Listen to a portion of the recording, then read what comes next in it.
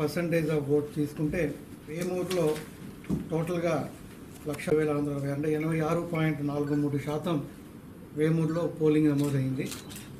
రేపల్లెలో 82.59, బాపట్లలో 83.02, పర్చూరులో 87.32, అద్దంకిలో 88.25, అలాగే చీరాల్లో 82.61.